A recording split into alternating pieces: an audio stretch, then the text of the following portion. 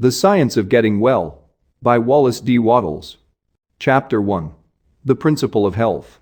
In the personal application of the science of being well, and that of the science of getting rich, certain fundamental truths must be known in the beginning and accepted without question. Some of these truths we state here: the perfectly natural performance of function constitutes health, and the perfectly natural performance of function results from the natural action of the principle of life. There is a principle of life in the universe. It is the one living substance from which all things are made. This living substance permeates, penetrates, and fills the interspaces of the universe. It is in and through all things, like a very refined and diffusible ether. All life comes from it. Its life is all the life there is. A human being is a form of this living substance and has within him a principle of health. The word principle is used as meaning source. The principle of health in a person, when in full constructive activity, causes all the voluntary functions of his life to be perfectly performed. It is the principle of health in man which really works all healing, no matter what system or remedy is employed, and this principle of health is brought into constructive activity by thinking in a certain way. I proceed now to prove this last statement. We all know that cures are wrought by all the different, and often opposite, methods employed in the various branches of the healing art. The allopath, who gives a strong dose of a counter poison, cures his patient, and the homeopath, who gives a diminutive dose of the poison most similar to that of the disease, also cures it. If allopathy ever cured any given disease, it is certain that homeopathy never cured that disease, and if homeopathy ever cured an ailment, allopathy could not possibly cure that ailment. The two systems are radically opposite in theory and practice, and yet both cure most diseases. And even the remedies used by physicians in any one school are not the same. Go with a case of indigestion to half a dozen doctors and compare their prescriptions. It is more than likely that none of the ingredients of any one of them will be in the others. Must we not conclude that their patients are healed by a principle of health within themselves and not by something in the varying remedies? Not only this, but we find the same ailments cured by the osteopath with manipulations of the spine, by the faith healer with prayer, by the food scientist with bills of fare, by the Christian scientist with a formulated creed statement, by the mental scientist with affirmation, and by the hygienists with differing plans of living. What conclusion can we come to in the face of all these facts, but that there is a principle of health which is the same in all people, and which really accomplishes all the cures, and that there is something in all the systems which, under favorable conditions, arouses the principle of health to action? That is, medicines, manipulations, prayers, bills of fare, affirmations, and hygienic practices cure whenever they cause the principle of health to become active, and fail whenever they do not cause it to become active. Does not all this indicate that the results depend upon the way the patient thinks about the remedy rather than upon the ingredients in the prescription? There is an old story which furnishes so good an illustration on this point that I will give it here. It is said that in the Middle Ages, the bones of a saint, kept in one of the monasteries, were working miracles of healing. On certain days a great crowd of the afflicted gathered to touch the relics, and all who did so were healed. On the eve of one of these occasions, some sacrilegious rascal gained access to the case in which the wonder-working relics were kept and stole the bones, and in the morning, with the usual crowd of sufferers waiting at the gates, the fathers found themselves shorn of the source of the miracle-working power. They resolved to keep the matter quiet, hoping that by doing so they might find the thief and recover their treasures, and hastening to the cellar of the convent they dug up the bones of a murderer who had been buried there many years before. These they placed in the case, intending to make some plausible excuse for the failure of the saint to perform his usual miracles on that day, and then they let in the waiting assemblage of the sick and infirm. To the intense astonishment of those in the secret, the bones of the malefactor proved as efficacious as those of the saint, and the healing went on as before. One of the fathers is said to have left a history of the occurrence, in which he confessed that, in his judgment, the healing power had been in the people themselves all the time, and never in the bones at all. Whether the story is true or not, the conclusion applies to all the cures wrought by all the systems. The power that heals is in the patient himself, and whether it shall become active or not does not depend upon the physical or mental means used, but upon the way the patient thinks about these means. There is a universal principle of life, as Jesus taught, a great spiritual healing power, and there is a principle of health in man which is related to this healing power. This is dormant or active, according to the way a man thinks. He can always quicken it into activity by thinking in a certain way. Your getting well does not depend upon the adoption of some system or the finding of some remedy. People with your identical ailments have been healed by all systems and all remedies. It does not depend upon climate. Some people are well and others are sick in all climates. It does not depend upon avocation, unless in case of those who work under poisonous conditions. People are well in all trades and professions. Your getting well depends upon your beginning to think and act in a certain way. The way a man thinks about things is determined by what he believes about them.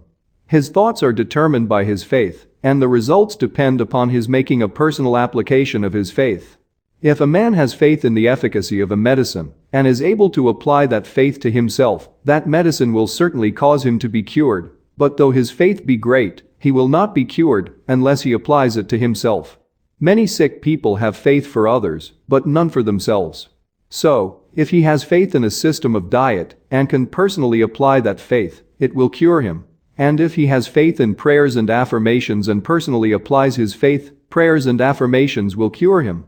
Faith, personally applied, cures, and no matter how great the faith or how persistent the thought, it will not cure without personal application. The science of being well, then, includes the two fields of thought and action. To be well, it is not enough that man should merely think in a certain way. He must apply his thought to himself, and he must express and externalize it in his outward life by acting in the same way that he thinks. Chapter 2. The Foundations of Faith. Before man can think in the certain way which will cause his diseases to be healed, he must believe in certain truths which are here stated. All things are made from one living substance, which, in its original state, permeates, penetrates, and fills the interspaces of the universe. While all visible things are made from it, yet this substance, in its first formless condition, is in and through all the visible forms that it has made. Its life is in all, and its intelligence is in all. This substance creates by thought, and its method is by taking the form of that which it thinks about. The thought of a form held by this substance causes it to assume that form. The thought of a motion causes it to institute that motion. Forms are created by this substance in moving itself into certain attitudes or positions. When original substance wishes to create a given form, it thinks of the motions which will produce that form. When it wishes to create a world, it thinks of the motions, perhaps extending through ages, which will result in its coming into the attitude and form of the world, and these motions are made. When it wishes to create an oak tree, it thinks of the sequences of movement, perhaps extending through ages, which will result in the form of an oak tree, and these motions are made. The particular sequences of motion by which differing forms should be produced were established in the beginning. They are changeless. Certain motions instituted in the formless substance will forever produce certain forms. Man's body is formed from the original substance and is the result of certain motions which first existed as thoughts of original substance. The motions which produce, renew, and repair the body of man are called functions, and these functions are of two classes, voluntary and involuntary. The involuntary functions are under the control of the principle of health in man and are performed in a perfectly healthy manner, so long as man thinks in a certain way. The voluntary functions of life are eating, drinking, breathing, and sleeping. These, entirely or in part, are under the direction of man's conscious mind, and he can perform them in a perfectly healthy way if he will. If he does not perform them in a healthy way, he cannot long be well. So we see that, if man thinks in a certain way, and eats, drinks, breathes, and sleeps in a corresponding way, he will be well.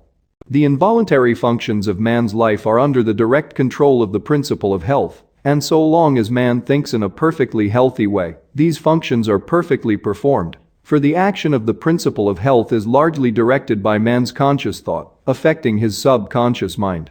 Man is a thinking center, capable of originating thought, and as he does not know everything, he makes mistakes and thinks error.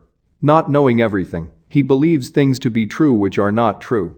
Man holds in his thought the idea of diseased and abnormal functioning and conditions, and so perverts the action of the principle of health, causing diseased and abnormal functioning and conditions within his own body. In the original substance there are held only the thoughts of perfect motion, perfect and healthy function, complete life. God never thinks disease or imperfection.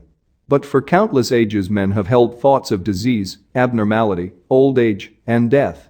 And the perverted functioning resulting from these thoughts has become a part of the inheritance of the race. Our ancestors have, for many generations, held imperfect ideas concerning human form and functioning. And we begin life with racial subconscious impressions of imperfection and disease. This is not natural or a part of the plan of nature. The purpose of nature can be nothing else than the perfection of life. This we see from the very nature of life itself. It is the nature of life to continually advance toward more perfect living. Advancement is the inevitable result of the very act of living. Increase is always the result of active living. Whatever lives must live more and more. The seed, lying in the granary, has life, but it is not living. Put it into the soil, and it becomes active, and at once begins to gather to itself from the surrounding substance, and to build a plant form. It will so cause increase that a seed head will be produced containing 30, 60, or 100 seeds, each having as much life as the first. Life, by living, increases. Life cannot live without increasing, and the fundamental impulse of life is to live. It is in response to this fundamental impulse that original substance works and creates. God must live, and he cannot live except as he creates and increases.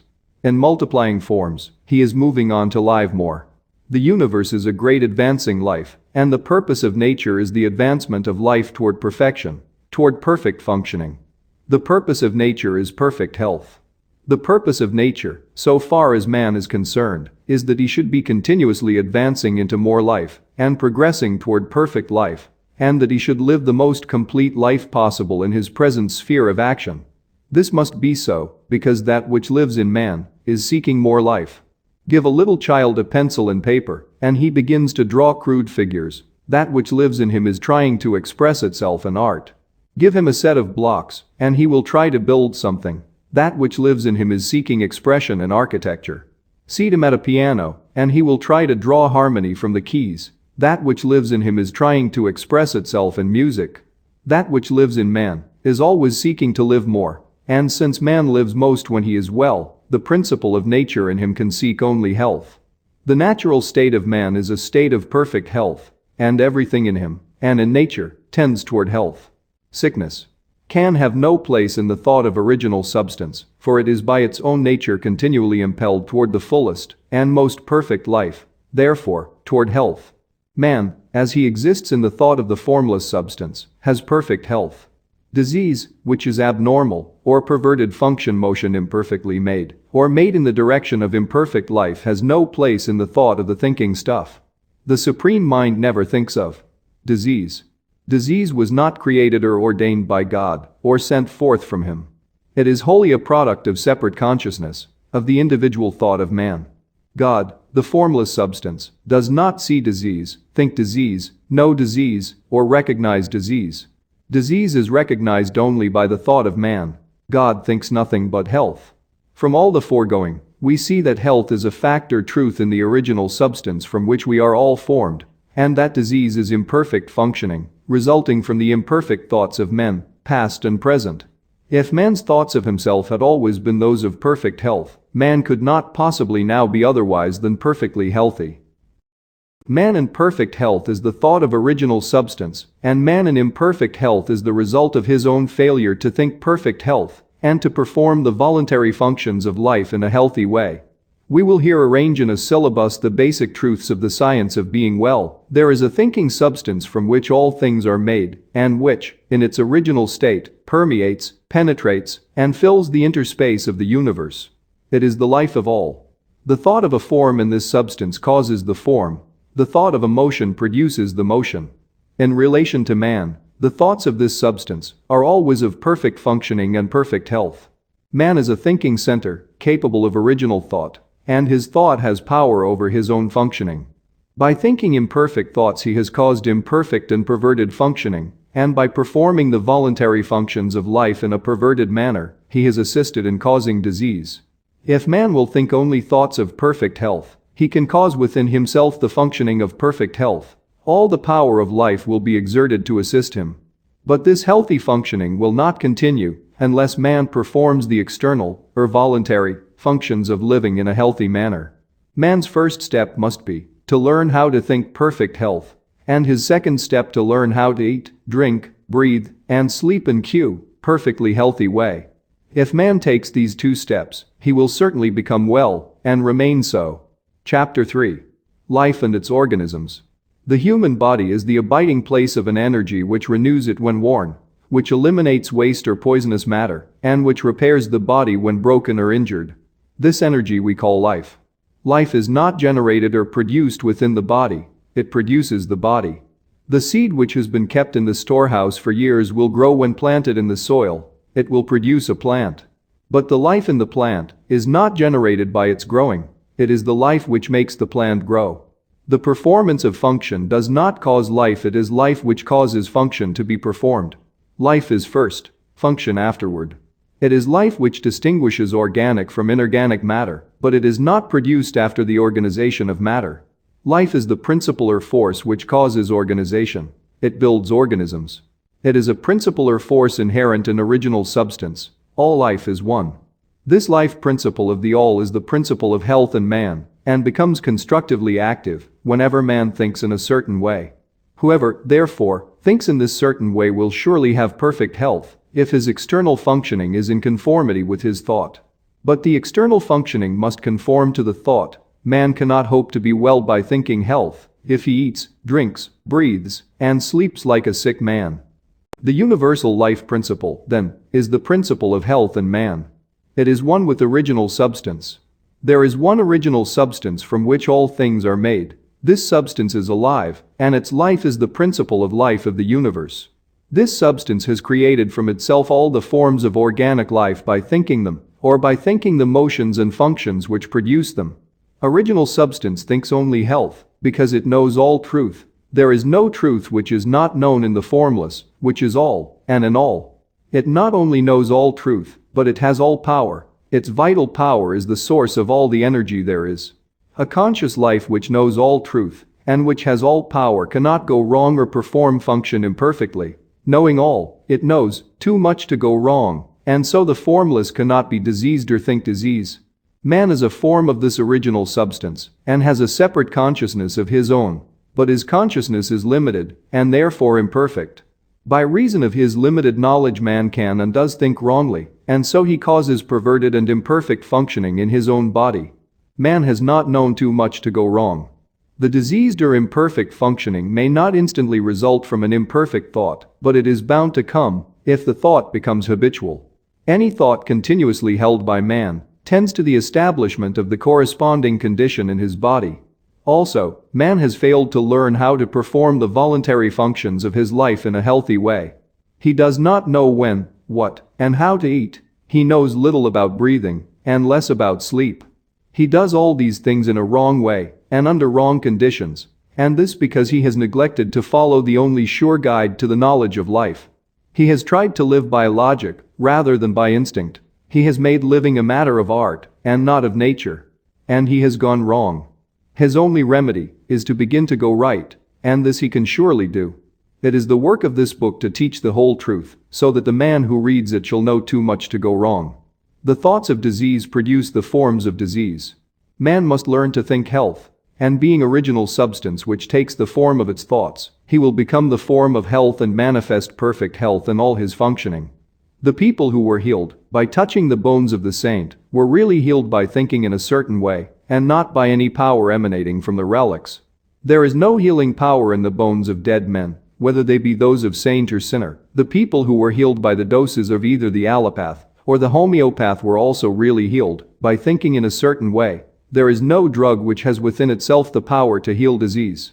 The people who have been healed by prayers and affirmations were also healed by thinking in a certain way. There is no curative power in strings of words. All the sick who have been healed, by whatsoever system, have thought in a certain way, and a little examination will show us what this way is. The two essentials of the way are faith, and a personal application of the faith. The people who touched the saints' bones had faith, and so great was their faith, that in the instant they touched the relics they severed all mental relations with disease, and mentally unified themselves with health. This change of mind was accompanied by an intense devotional feeling which penetrated to the deepest recesses of their souls, and so aroused the principle of health to powerful action. By faith they claimed, that they were healed or appropriated health to themselves. And in full faith they ceased to think of themselves in connection with disease and thought of themselves only in connection with health. These are the two essentials to thinking in the certain way which will make you well. First, claim or appropriate health by faith. And, second, sever all mental relations with disease and enter into mental relations with health. That which we make ourselves, mentally, we become physically, and that with which we unite ourselves mentally we become unified with physically. If your thought always relates you to disease, then your thought becomes a fixed power to cause disease within you. And if your thought always relates you to health, then your thought becomes a fixed power exerted to keep you well. In the case of the people who are healed by medicines, the result is obtained in the same way. They have, consciously or unconsciously, sufficient faith in the means used to cause them to sever mental relations with disease and enter into mental relation with health. Faith may be unconscious. It is possible for us to have a subconscious or inbred faith in things like medicine, in which we do not believe to any extent objectively, and this subconscious faith may be quite sufficient to quicken the principle of health into constructive activity. Many who have little conscious faith are healed in this way, while many others who have great faith in the means are not healed because they do not make the personal application to themselves. Their faith is general, but not specific for their own cases. In the science of being well we have two main points to consider. First, how to think with faith, and, second, how to so apply the thought to ourselves as to quicken the principle of health into constructive activity. We begin by learning what to think. Chapter 4. What to think. In order to sever all mental relations with disease, you must enter into mental relations with health, making the process positive not negative, one of assumption, not of rejection. You are to receive or appropriate health, rather than to reject and deny disease. Denying disease accomplishes next to nothing. It does little good to cast out the devil and leave the house vacant, for he will presently return with others worse than himself. When you enter into full and constant mental relations with health, you must of necessity cease all relationship with disease. The first step in the science of being well is, then, to enter into complete thought connection with health. The best way to do this is to form a mental image or picture of yourself as being well, imagining a perfectly strong and healthy body, and to spend sufficient time in contemplating this image to make it your habitual thought of yourself. This is not so easy as it sounds. It necessitates the taking of considerable time for meditation, and not all persons have the imaging faculty well enough developed to form a distinct mental picture of themselves in a perfect or idealized body. It is much easier, as in the science of getting rich, to form a mental image of the things one wants to have, for we have seen these things, or their counterparts, and know how they look. We can picture them very easily from memory. But we have never seen ourselves in a perfect body, and a clear mental image is hard to form.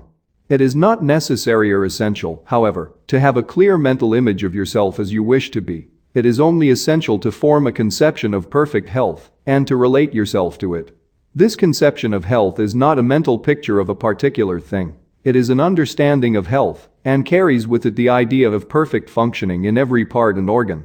You may try to picture yourself as perfect in physique. That helps. And you must think of yourself as doing everything in the manner of a perfectly strong and healthy person. You can picture yourself as walking down the street with an erect body and a vigorous stride. You can picture yourself as doing your day's work easily and with surplus vigor, never tired or weak. You can picture in your mind how all things would be done by a person full of health and power, and you can make yourself the central figure in the picture, doing things in just that way. Never think of the ways in which weak or sickly people do things. Always think of the way strong people do things. Spend your leisure time in thinking about the strong way until you have a good conception of it, and always think of yourself in connection with the strong way of doing things. That is what I mean by having a conception of health. In order to establish perfect functioning in every part, man does not have to study anatomy or physiology so that he can form a mental image of each separate organ and address himself to it. He does not have to treat his liver, his kidneys, his stomach, or his heart. There is one principle of health in man, which has control over all the involuntary functions of his life, and the thought of perfect health, impressed upon this principle, will reach each part and organ. Man's liver is not controlled by a liver principle, his stomach by a digestive principle, and so on. The principle of health is one. The less you go into the detailed study of physiology, the better for you. Our knowledge of this science is very imperfect and leads to imperfect thought. Imperfect thought causes imperfect functioning, which is disease. Let me illustrate. Until quite recently, physiology fixed 10 days as the extreme limit of man's endurance without food. It was considered that only in exceptional cases could he survive a longer fast. So the impression became universally disseminated that one who was deprived of food must die in from 5 to 10 days, and numbers of people, when cut off from food by shipwreck, accident, or famine, did die within this period. But the performances of Dr. Tanner, the 40-day faster, and the writings of Dr. Dewey and others on the fasting cure, together with the experiments of numberless people who have fasted from 40 to 60 days, have shown that man's ability to live without food is vastly greater than had been supposed.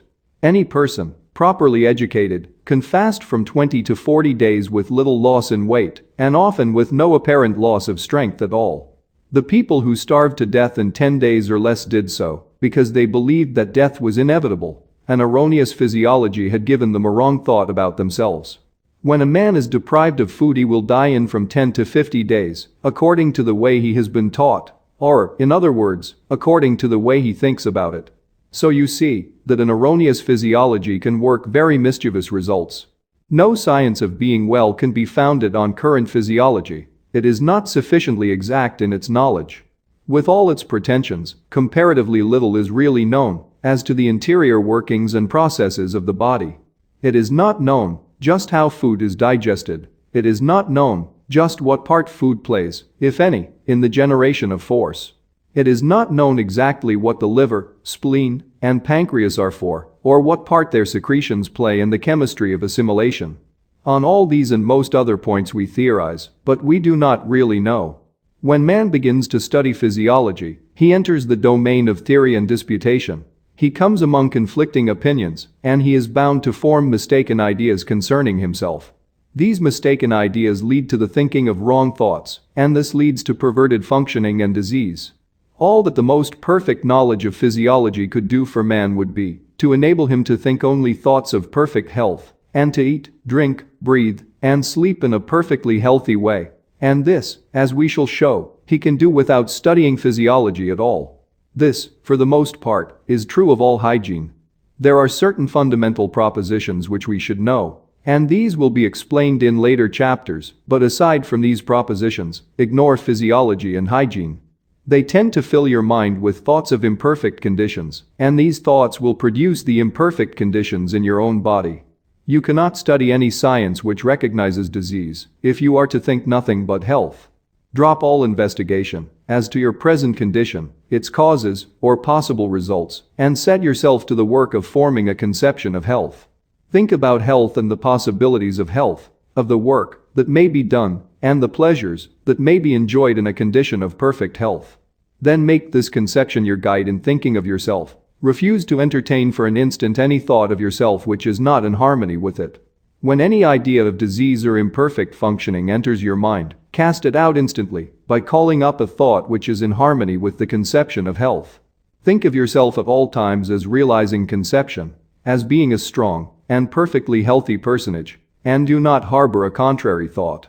Know that as you think of yourself in unity with this conception, the original substance which permeates and fills the tissues of your body is taking form according to the thought, and know that this intelligent substance or mind stuff will cause function to be performed in such a way that your body will be rebuilt with perfectly healthy cells.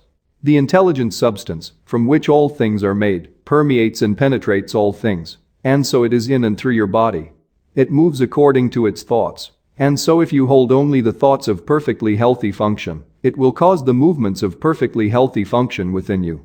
Hold with persistence to the thought of perfect health in relation to yourself. Do not permit yourself to think in any other way. Hold this thought with perfect faith, that it is the fact, the truth. It is the truth so far as your mental body is concerned. You have a mind body and a physical body. The mind body takes form just as you think of yourself, and any thought which you hold continuously is made visible by the transformation of the physical body into its image. Implanting the thought of perfect functioning in the mind body will, in due time, cause perfect functioning in the physical body.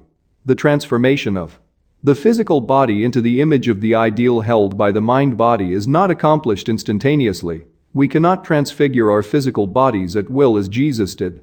In the creation and recreation of forms, substance moves along the fixed lines of growth it has established, and the impression upon it of the health thought causes the healthy body to be built cell by cell. Holding only thoughts of perfect health will ultimately cause perfect functioning, and perfect functioning will in due time produce a perfectly healthy body. It may be as well to condense this chapter into a syllabus. Your physical body is permeated and filled with an intelligent substance, which forms a body of mind stuff. This mind stuff controls the functioning of your physical body.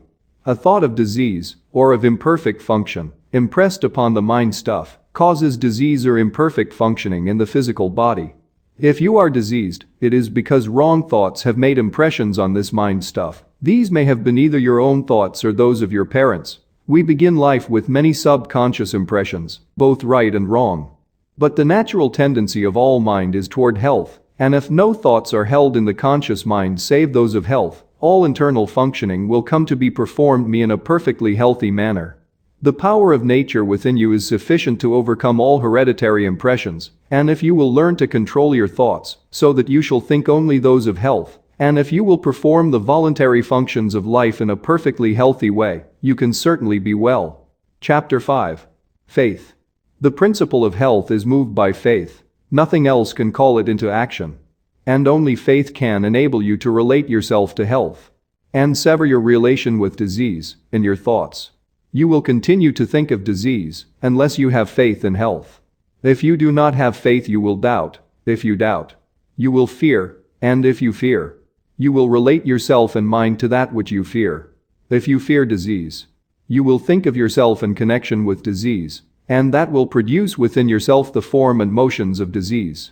Just as original substance creates from itself the forms of its thoughts, so your mind-body, which is original substance, takes the form and motion of whatever you think about. If you fear disease, dread disease, have doubts about your safety from disease, or if you even contemplate disease, you will connect yourself with it and create its forms and motions within you. Let me enlarge somewhat upon this point. The potency, or creative power, of a thought is given to it by the faith that is in it. Thoughts which contain no faith create no forms.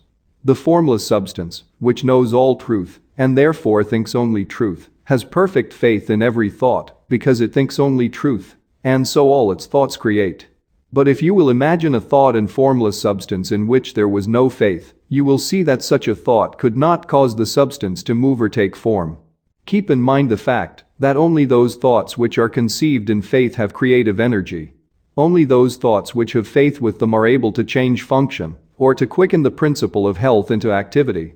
If you do not have faith in health, you will certainly have faith in disease.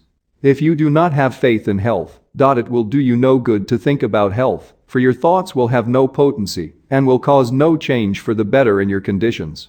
If you do not have faith in health, I repeat, you will have faith in disease, and if, under such conditions, you think about health for 10 hours a day, and think about disease for only a few minutes, the disease thought will control your condition, because it will have the potency of faith, while the health thought will not. Your mind-body will take on the form and motions of disease and retain them, because your health thought will not have sufficient dynamic force to change form or motion. In order to practice the science of being well, you must have complete faith in health. Faith begins in belief, and we now come to the question, what must you believe in order to have faith in health? You must believe that there is more health power than disease power in both yourself and your environment, and you cannot help believing this if you consider the facts. These are the facts. There is a thinking substance from which all things are made, and which, in its original state, permeates, penetrates, and fills the any airspace of the universe. The thought of a form, in this, produces the form. The thought of a motion institutes the motion. In relation to man, the thoughts of original substance are always of perfect health and perfect functioning. The substance, within and without man, always exercise its power toward health. Man is a thinking center, cable of original thought.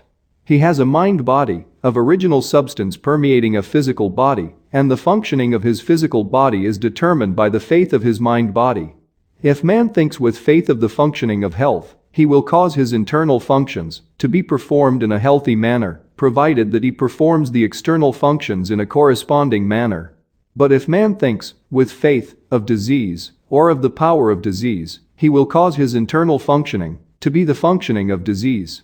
The original intelligent substance is in man, moving toward health, and it is pressing upon him from every side. Man lives, moves, and has his being in a limitless ocean of health power, and he uses that power according to his faith.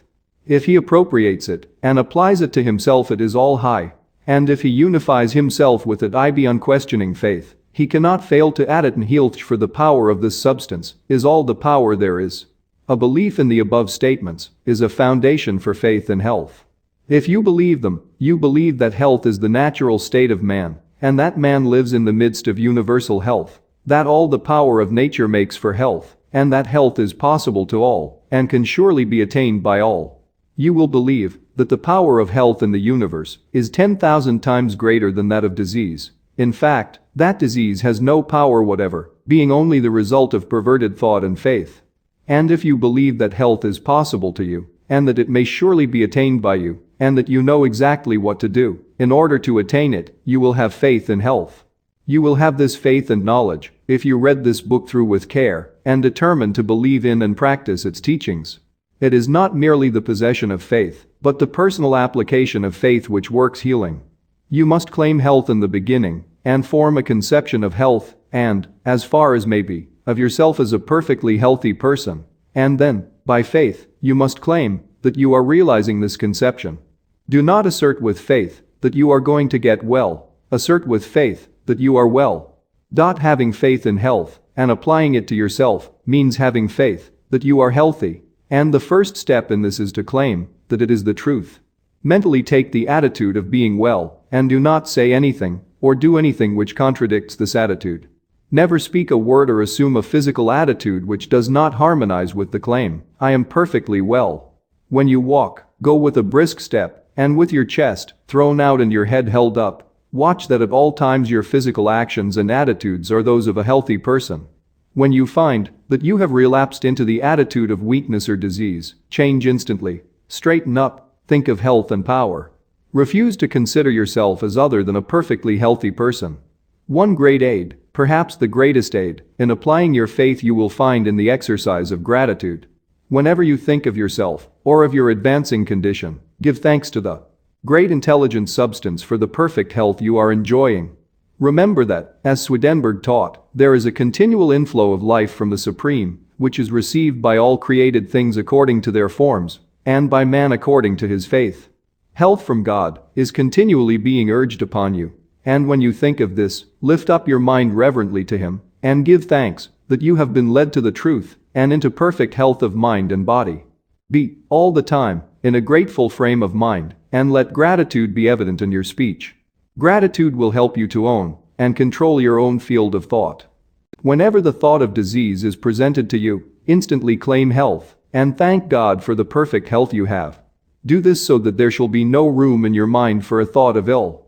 Every thought connected in any way with ill health is unwelcome, and you can close the door of your mind in its face by asserting that you are well and by reverently thanking God that it is so. Soon the old thoughts will return no more. Gratitude has a twofold effect. It strengthens your own faith, and it brings you into close and harmonious relations with the Supreme. You believe that there is one intelligent substance from which all life and all power come. You believe that you receive your own life from this substance, and you relate yourself closely to it by feeling continuous gratitude. It is easy to see that the more closely you relate yourself to the source of life, the more readily you may receive life from it, and it is easy also to see that your relation to it is a matter of mental attitude. We cannot come into physical relationship with God, for God is mind stuff, and we also are mind stuff. Our relation with him must therefore be a mind relation. It is plain, then, that the man who feels deep and hearty gratitude will live in closer touch with God than the man who never looks up to him in thankfulness. The ungrateful or unthankful mind really denies that it receives at all, and so cuts its connection with the Supreme. The grateful mind is always looking toward the Supreme, and is always open to receive from it, and it will receive continually. The principle of health in man receives its vital power from the principle of life in the universe, and man relates himself to the principle of life by faith in health, and by gratitude for the health he receives. Man may cultivate both faith and gratitude by the proper use of his will. Chapter 6. Use of the will. In the practice of the science of being well, the will is not used to compel yourself to go when you are not really able to go, or to do things when you are not physically strong enough to do them. You do not direct your will upon your physical body or try to compel the proper performance of internal function by willpower. You direct the will upon the mind, and use it in determining what you shall believe, whatso you shall think, and to what you shall give your attention. The will should never be used upon any person or thing external to you, and it should never be used upon your own body. The sole legitimate use of the will is in determining to what you shall give your attention, and what you shall think about the things to which your attention is given. All belief begins in the will to believe. You cannot always and instantly believe what you will to believe, but you can always will to believe what you want to believe. You want to believe truth about health, and you can will to do so. The statements you have been reading in this book are the truth about health, and you can will to believe them. This must be your first step toward getting well. These are the statements you must will to believe: that there is a thinking substance from which all things are made, and that man receives the principle of health, which is his life, from this substance. That man himself is thinking substance, a mind-body, permeating a physical body, and that as man's thoughts are, so will the functioning of his physical body be. That if man will think only thoughts of perfect health, he must and will cause the internal and involuntary functioning of his body to be the functioning of health, provided that his external and voluntary functioning and attitude are in accordance with his thoughts. When you will to believe these statements, you must also begin to act upon them. You cannot long retain a belief unless you act upon it. You cannot increase a belief until it becomes faith, unless you act upon it, and you certainly cannot expect to reap benefits in any way from a belief, so long as you act as if the opposite were true. You cannot long have faith in health if you continue to act like a sick person. If you continue to act like a sick person, you cannot help continuing to think of yourself as a sick person, and if you continue to think of yourself as a sick person, you will continue to be a sick person. The first step toward acting externally like a well person is to begin to act internally like a well person. Form your conception of perfect health and get into the way of thinking about perfect health until it begins to have a definite meaning to you. Picture yourself as doing the things a strong and healthy person would do, and have faith that you can and will do those things in that way. Continue this until you have a vivid conception of health and what it means to you. When I speak in this book of a conception of health, I mean a conception that carries with it the idea of the way a healthy person looks and does things. Think of yourself in connection with health until you form a conception of how you would live, appear, act, and do things as a perfectly healthy person. Think about yourself in connection with health until you conceive of yourself, in imagination, as always doing everything in the manner of a well person, until the thought of health conveys the idea of what health means to you. As I have said in a former chapter, you may not be able to form a clear mental image of yourself in perfect health, but you can form a conception of yourself as acting like a healthy person. Form this conception, and then think only thoughts of perfect health in relation to yourself, and, so far as may be possible, in relation to others. When a thought of sickness or disease is presented to you, reject it. Do not let it get into your mind. Do not entertain or consider it at all. Meet it by thinking health, by thinking that you are well, and by being sincerely grateful for the health you are receiving. Whenever suggestions of disease are coming thick and fast upon you, and you are in a tight place, fall back upon the exercise of gratitude. Connect yourself with the Supreme, give thanks to God for the perfect health He gives you, and you will soon find yourself able to control your thoughts and to think what you want to think. In times of doubt, trial, and temptation, the exercise of gratitude is always a sheet anchor which will prevent you from being swept away. Remember that the great essential thing is to sever all mental relations with disease and to enter into full mental relationship with health. This is the key to all mental healing. It is the whole thing. Here we see the secret of the great success of Christian Science. More than any other formulated system of practice, it insists that its converts shall sever relations with disease and relate themselves fully with health. The healing power of Christian Science is not in its theological formulae, nor in its denial of matter, but in the fact that it induces the sick to ignore disease as an unreal thing and accept health by faith as a reality. Its failures are made because its practitioners, while thinking in the certain way, do not eat, drink, breathe, and sleep in the same way. While there is no healing power in the repetition of strings of words, yet it is a very convenient thing to have the central thoughts so formulated that you can repeat them readily, so that you can use them as affirmations whenever you are surrounded by an environment which gives you adverse suggestions. When those around you begin to talk of sickness and death, close your ears and mentally assert something like the following: there is one substance, and I am that substance. That substance is eternal, and it is life. I am that substance, and I am eternal life. That substance knows no disease. I am that substance, and I am health. Exercise your willpower in choosing only those thoughts which are thoughts of health, and arrange your environment so that it shall suggest thoughts of health. Do not have about you books, pictures, or other things which suggest death, disease, deformity, weakness, or age. Have only those which convey the ideas of health, power, joy, vitality, and youth. When you are confronted with a book or anything else which suggests disease, do not give it your attention. Think of your conception of health and your gratitude and affirm as above. Use your willpower to fix your attention upon thoughts of health. In a future chapter, one shall touch upon this point again. What I wish to make plain here is that you must think only health, recognize only health, and give your attention only to health, and that you must control thought, recognition, and attention by the use of your will. Do not try to use your will to compel the healthy performance of function within you. The principle of health will attend to that if you give your attention only to thoughts of health. Do not try to exert your will upon the formless to compel it to give you more vitality or power. It is already placing all the power there is at your service. You do not have to use your will to conquer adverse conditions or to subdue unfriendly forces. There are no unfriendly forces. There is only one force, and that force is friendly to you. It is a force which makes for health. Everything in the universe wants you to be well. You have absolutely nothing to overcome but your own habit of thinking in a certain way about disease, and you can do this only by forming a habit of thinking in another certain way about health. Man can cause all the internal functions of his body to be performed in a perfectly healthy manner by continuously thinking in a certain way and by performing the external functions in a certain way. He can think in this certain way by controlling his attention, and he can control his attention by the use of his will. He can decide what things he will think about. Chapter 7. Health from God. I will give a chapter here to explain how a human being may receive health from the Supreme. By the Supreme I mean the thinking substance from which all things are made, and which is in all and through all, seeking more complete expression and fuller life. This intelligent substance, in a perfectly fluid state, permeates and penetrates all things, and is in touch with all minds. It is the source of all energy and power, and constitutes the inflow of life which Swedenborg saw, vitalizing all things. It is working to one definite end, and for the fulfillment of one purpose, and that purpose is the advancement of life toward the complete expression of mind. When man harmonizes himself with this intelligence, it can and will give him health and wisdom. When man holds steadily to the purpose to live more abundantly, he comes into harmony with this supreme intelligence.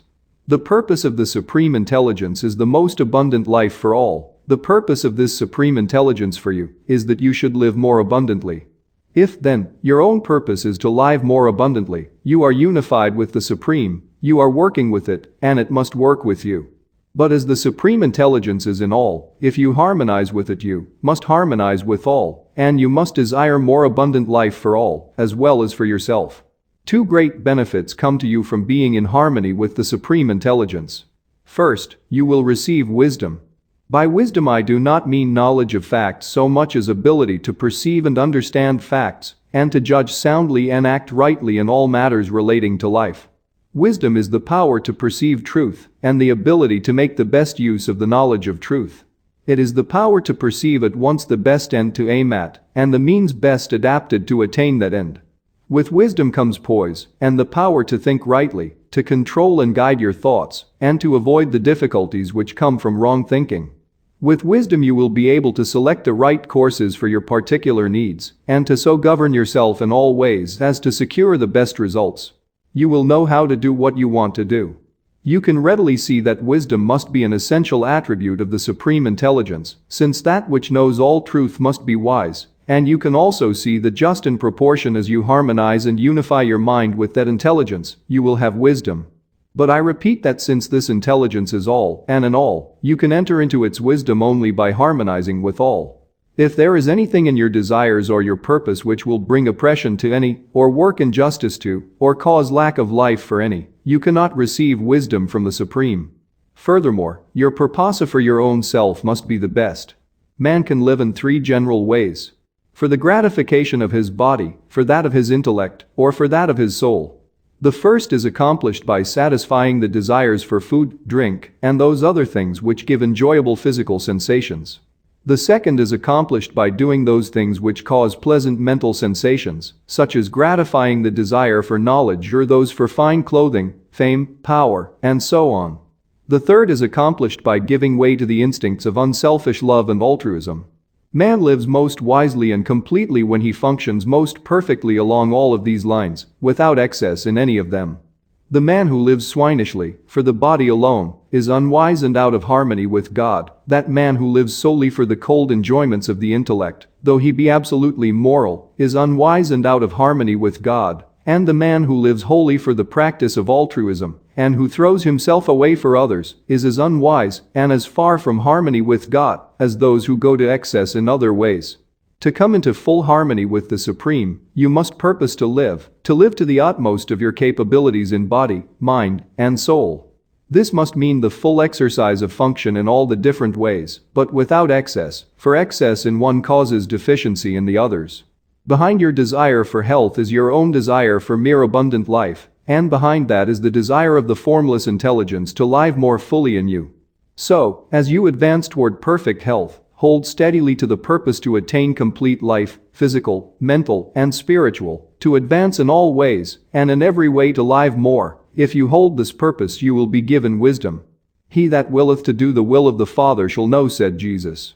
Wisdom is the most desirable gift that can come to man, for it makes him rightly self-governing. But wisdom is not all you may receive from the Supreme Intelligence. You may receive physical energy, vitality, life force.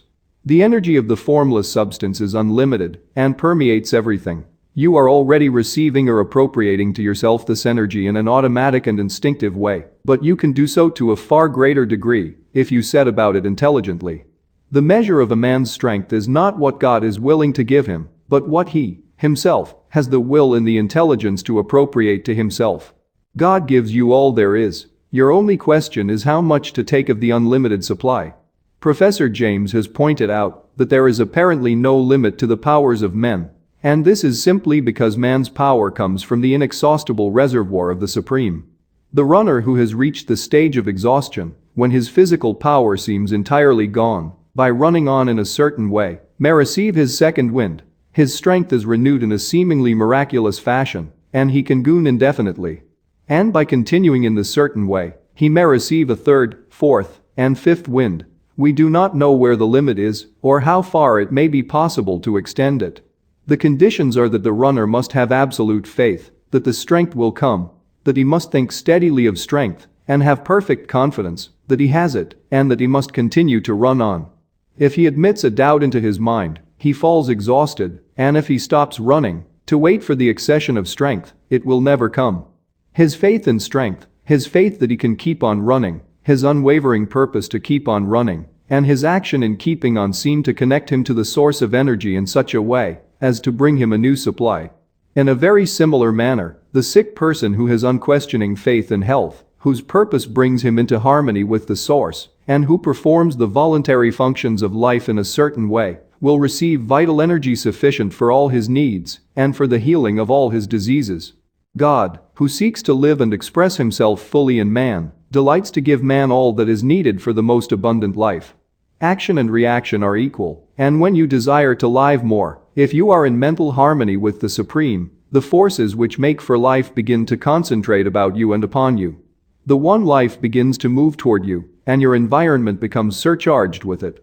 Then, if you appropriate it by faith, it is yours. Ye shall ask what ye will, and it shall be done unto you. Your Father giveth not his Spirit by measure. He delights to give good gifts to you. Chapter 8. Summary of the mental actions.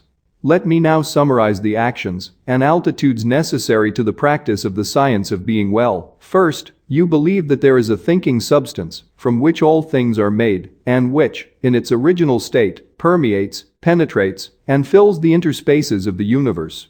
This substance is the life of all and is seeking to express more life in all. It is the principle of life of the universe and the principle of health in man. Man is a form of this substance, ere it draws his vitality from it. He is a mind-body of original substance, permeating a physical body, and the thoughts of his mind-body control the functioning of his physical body. If man thinks no thoughts save those of perfect health, the functions of his physical body will be performed in a manner of perfect health. In order to consciously relate yourself to the all-health, your purpose must be to live fully on every plane of your being. You must want all that there is in life for body, mind, and soul, and this will bring you into harmony with all the life there is. The person who is in conscious and intelligent harmony with all will receive a continuous inflow of vital power from the supreme life, and this inflow is prevented by angry, selfish or antagonistic mental attitudes. If you are against any part, you have severed relations with all. You will receive life, but only instinctively and automatically, not intelligently and purposefully. You can see that, if you are mentally antagonistic to any part, you cannot be in complete harmony with the whole. Therefore, as Jesus directed, be reconciled to everybody and everything before you offer worship. Want for everybody all that you want for yourself. The reader is recommended to read what we have said in a former work concerning the competitive mind and the creative mind.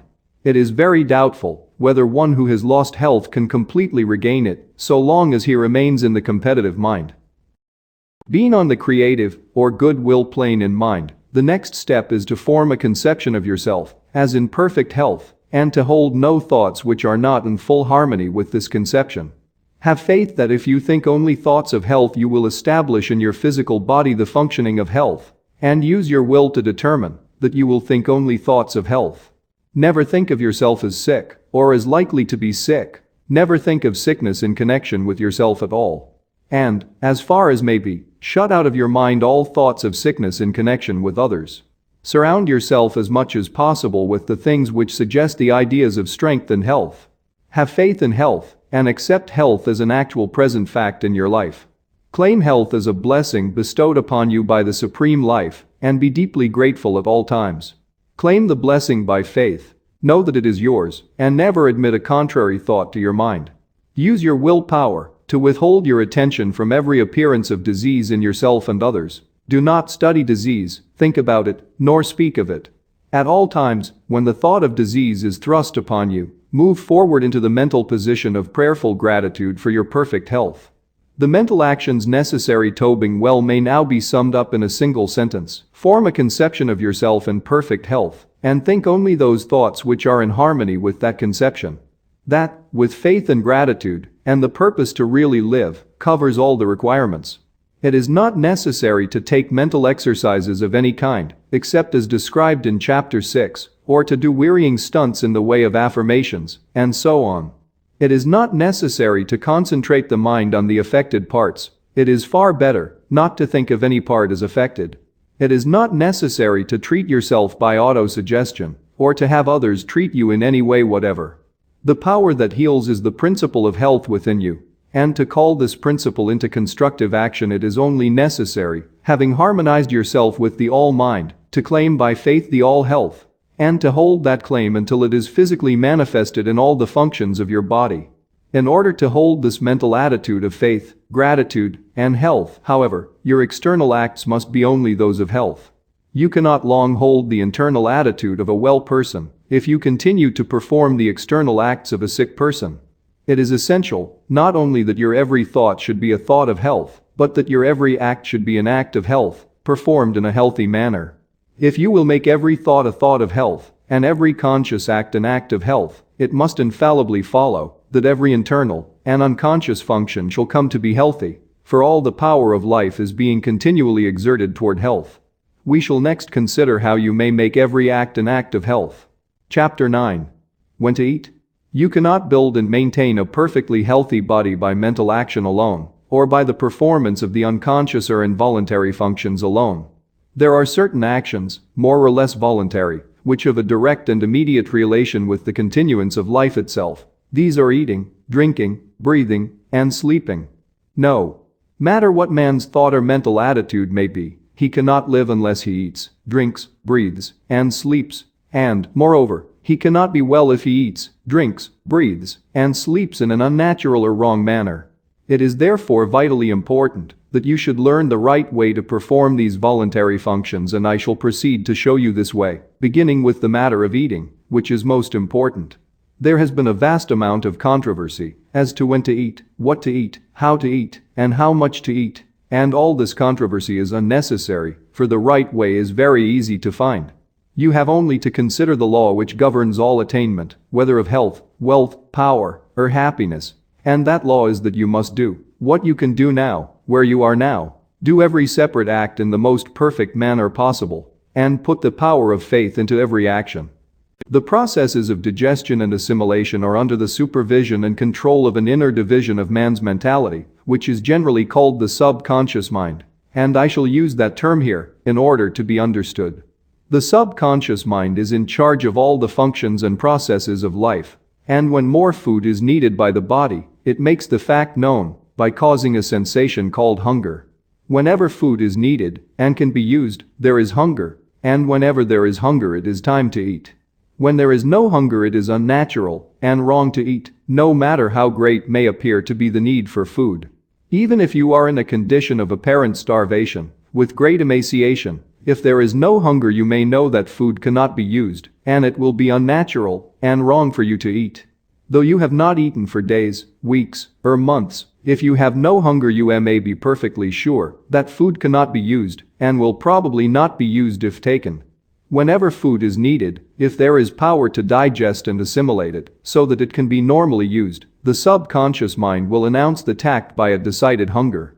Food taken when there is no hunger will sometimes be digested and assimilated because nature makes a special effort to perform the task which is thrust upon her against her will. But if food be habitually taken when there is no hunger, the digestive power is at last destroyed and numberless evils caused.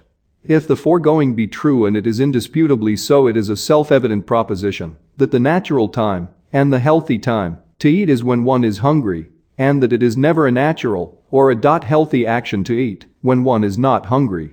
You see, then, that it is an easy matter to scientifically settle the question when to eat. Always eat when you are hungry, and never eat when you are not hungry.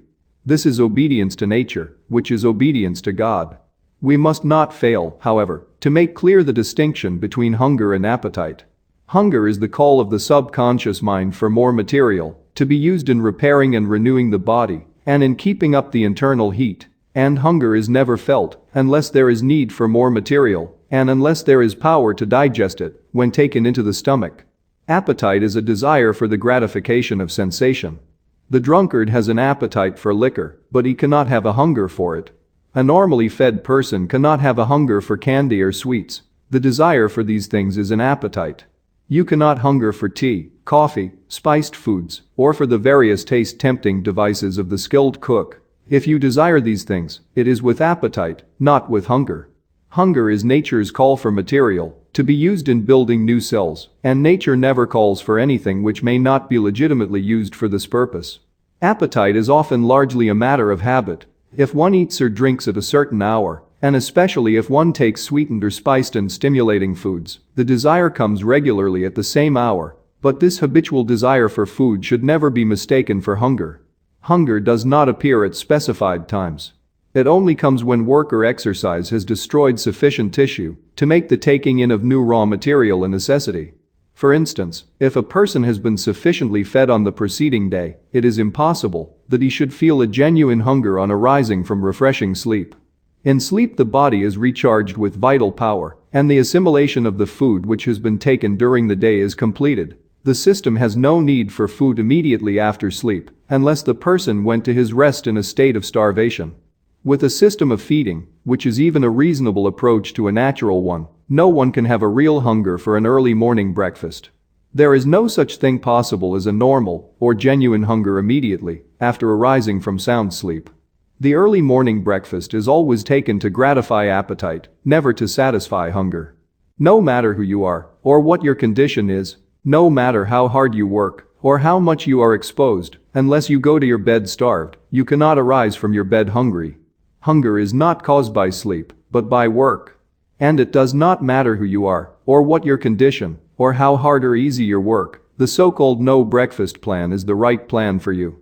It is the right plan for everybody because it is based on the universal law that hunger never comes until it is earned. I am aware that a protest against this will come from the large number of people who enjoy their breakfasts, whose breakfast is their best meal, who believe that their work is so hard that they cannot get through the forenoon on an empty stomach, and so on. But all their arguments fall down before the facts. They enjoy their breakfast as the toper enjoys his morning dram, because it gratifies a habitual appetite and not because it supplies a natural want. It is their best meal for the same reason that his morning dram is the toper's best drink. And they can get along without it because millions of people of every trade and profession do get along without it and are vastly better for doing so. If you are to live according to the science of being well, you must never eat until you have an earned hunger. But if I do not eat on arising in the morning, when shall I take my first meal? In 99 cases out of 100, 12 o'clock, noon, is early enough, and it is generally the most convenient time. If you are doing heavy work, you will get by noon a hunger sufficient to justify a good-sized meal, and if your work is light, you will probably still have hunger enough for a moderate meal.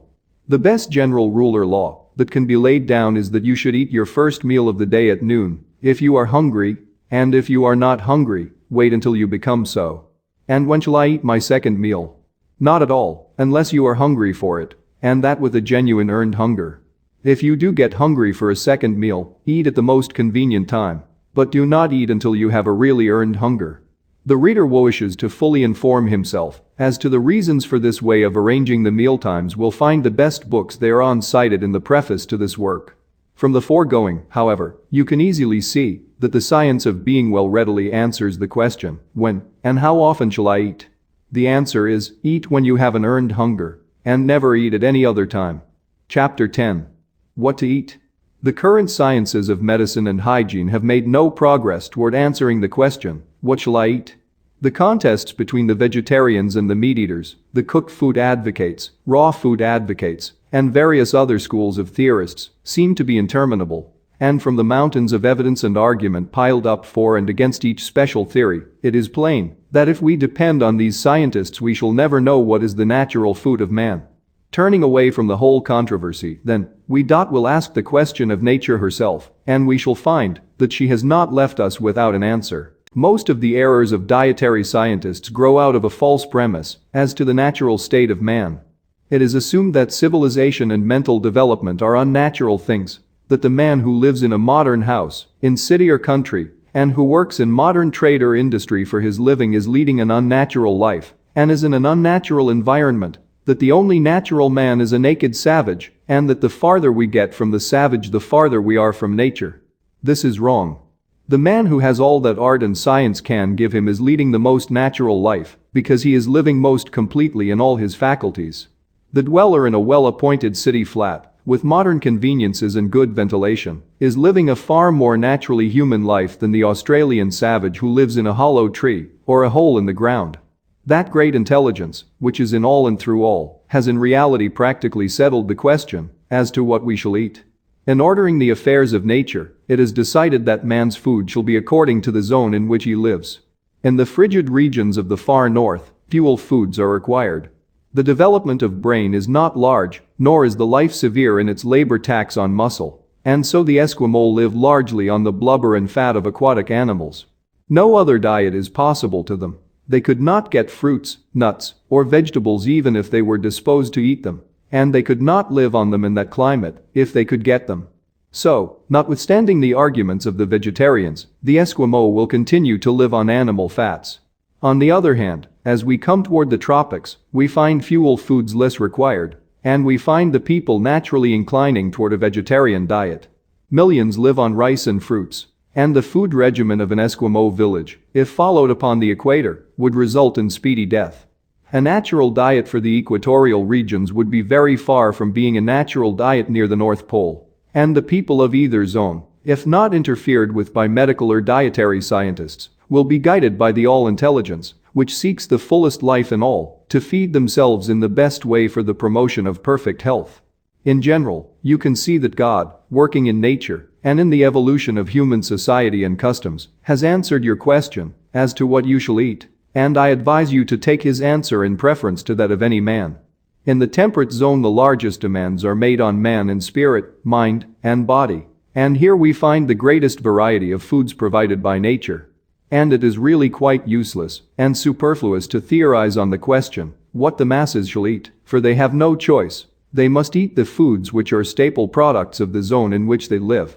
It is impossible to supply all the people with a nut and fruit or raw food diet.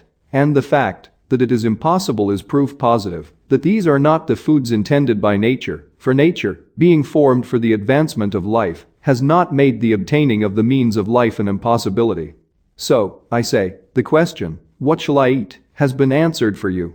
Eat wheat, corn, rye, oats, barley, buckwheat. Eat vegetables. Eat meats. Eat fruits. Eat the things that are eaten by the masses of the people around the world, for in this matter the voice of the people is the voice of God.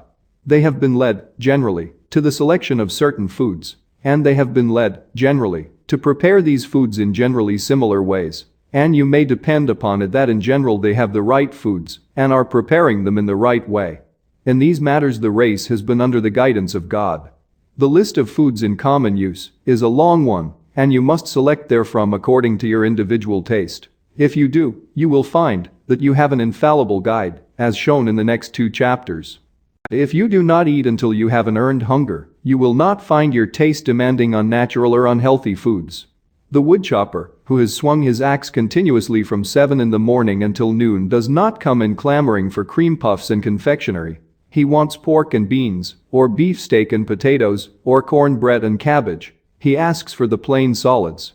Offer to crack him a few walnuts, and give him a plate of lettuce, and you will be met with huge disdain. Those things are not natural foods for a workingman. And if they are not natural foods for a workingman, they are not for any other man. For work hunger is the only real hunger, and requires the same materials to satisfy it, whether it be in woodchopper or banker, in man, woman, or child. It is a mistake to suppose that food must be selected with anxious care to fit the vocation of the person who eats. It is not true that the woodchopper requires heavier solid foods and the bookkeeper light foods. If you are a bookkeeper or other brain worker and do not eat until you have an earned hunger, you will want exactly the same foods that the woodchopper wants. Your body is made of exactly the same elements as that of the woodchopper and requires the same materials for cell building. Why, then, feed him on ham and eggs and cornbread, and you on crackers and toast. True, most of his waste is of muscle, while most of yours is of brain and nerve tissue, but it is also true that the woodchopper's diet contains all the requisites for brain and nerve building in far better proportions than they are found in most light foods. The world's best brain work has been done on the fare of the working people. The world's greatest thinkers have invariably lived on the plain solid foods common among the masses. Let the bookkeeper wait until he has an earned hunger before he eats, and then, if he wants ham, eggs, and cornbread, by all means, let him eat them, but let him remember that he does not need 1/20th of the amount necessary for the woodchopper. It is not eating hearty foods which gives the brain worker indigestion. It is eating as much as would be needed by a muscle worker. Indigestion is never caused by eating to satisfy hunger. It is always caused by eating to gratify appetite. If you eat in the manner prescribed in the next chapter, your taste will soon become so natural that you will never want anything that you cannot eat with impunity, and you can drop the whole anxious question of what to eat from your mind forever and simply eat what you want. Indeed, that is the only way to do if you are to think no thoughts but those of health, for you cannot think health so long as you are in continual doubt and uncertainty as to whether you are getting the right bills of fare. Take no thought what ye shall eat, said Jesus, and he spoke wisely. The foods found on the table of any ordinary middle-class or working-class family will nourish your body perfectly if you eat at the right times and in the right way. If you want meat, eat it, and if you do not want it, do not eat it, and do not suppose that you must find some special substitute for it. You can live perfectly well on what is left on any table after the meat has been removed. It is not necessary to worry about a varied diet so as to get in all the necessary elements. The Chinese and Hindus build very good bodies and excellent brains on a diet of few variations, rice making almost the whole of it. The Scotch are physically and mentally strong on oatmeal cakes, and the Irishman is husky of body and brilliant of mind on potatoes and pork. The wheat berry contains practically all that is necessary for the building of brain and body, and a man can live very well on a monodiet of navy beans. Form a conception of perfect health for yourself, and do not hold any thought which is not a thought of health. Never eat until you have an earned hunger. Remember that it will not hurt you in the least to go hungry for a short time, but it will surely hurt you to eat when you are not hungry. Do not give the least thought to what you should or should not eat. Simply eat what is set before you, selecting that which pleases your taste most. In other words, eat what you want. This you can do with perfect results if you eat in the right way, and how to do this will be explained in the next chapter. Chapter 11. How to eat. It is a settled fact that man naturally chooses his food. The few fattists who maintain that we should bolt our nourishment after the manner of the dog and others of the lower animals can no longer get a hearing. We know that we should chew our food. And if it is natural that we should chew our food, the more thoroughly we chew it, the more completely natural the process must be. If you will chew every mouthful to a liquid, you need not be in the least concerned as to what you shall eat, for you can get sufficient nourishment out of any ordinary food. Whether or not this chewing shall be an irksome and laborious task or a most enjoyable process depends upon the mental attitude in which you come to the table. If your mind and attitude are on other things, or if you are anxious or worried about business or domestic affairs, you will find it almost impossible to eat without bolting more or less of your food. You must learn to live so scientifically that you will have no business or domestic cares to worry about. This you can do, and you can also learn to give your undivided attention to the act of eating while at the table. When you eat, do so with an eye single to the purpose of getting all the enjoyment you can from that meal. Dismiss everything else from your mind, and do not let anything take your attention from the food and its taste until your meal is finished. Be cheerfully confident, for if you follow these instructions you may know that the food you eat is exactly the right food, and that it will agree with you to perfection. Sit down to the table with confident cheerfulness, and take a moderate portion of the food. Take whatever thing looks most desirable to you. Do not select some food because you think it will be good for you. Select that which will taste good to you. If you are to get well and stay well, you must drop the idea of doing things because they are good for your health, and do things because you want to do them. Select the food you want most.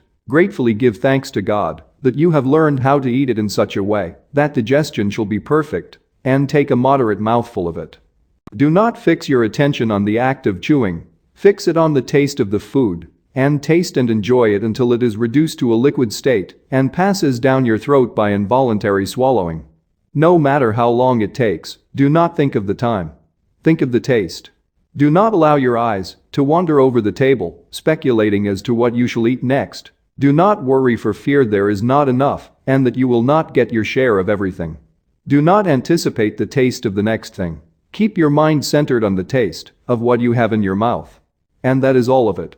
Scientific and healthful eating is a delightful process after you have learned how to do it and after you have overcome the bad old habit of gobbling down your food unchewed. It is best not to have too much conversation going on while eating. Be cheerful, but not talkative. Do the talking afterward.